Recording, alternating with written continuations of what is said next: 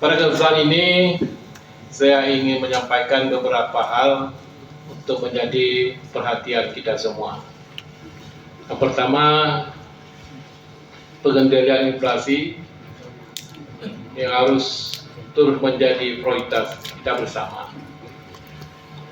Mengingatkan angka inflasi Aceh per Agustus 2025 mencapai 3,70%, tertinggi di Kabupaten Aceh Tengah sebesar 5,20%. Yang kedua, alhamdulillah seluruh kampung di Aceh saat ini telah membentuk Koperasi Desa Merah Putih KDMP. Selanjutnya pemerintah kabupaten kota, saya harap ikut mendorong agar koperasi ini segera operasional dan dapat menggerakkan ekonomi kampung. Yang ketiga, sukseskan program makanan bergizi gratis dengan memastikan dapur-dapur satuan penyelayanan pemenuhan gizi yang sudah terbentuk dapat berjalan berkelanjutan dan memberi manfaat bagi masyarakat,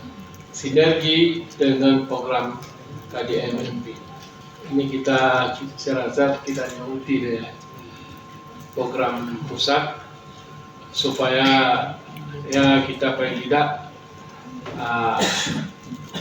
untuk menyempurnakan hal tersebut. Yang keempat, mari kita dukung pengembangan sekolah rakyat sebagai wadah pendidikan non formal, terutama di daerah yang masih terbatas aksesnya. Percepatan renovasi dan pembangunan, serta pastikan program ini transparan, tepat sasaran, dan benar-benar menjangkau anak-anak dari keluarga miskin. 5. Percepatan realisasi serapan anggaran di seluruh daerah agar program pembangunan tidak tertunda hanya karena lambatnya penyerapan. Keenam, saya mengingatkan agar kita memperkuat koordinasi, menjaga integritas, dan mengedepankan inovasi dalam bekerja, sehingga setiap program benar-benar menjawab kebutuhan masyarakat. Mungkin demikian yang dapat saya sampaikan. Akhirnya dengan mengucapkan Bismillahirrahmanirrahim, rapat kerja Bupati Wali Kota se-Aceh secara resmi saya nyatakan dibuka.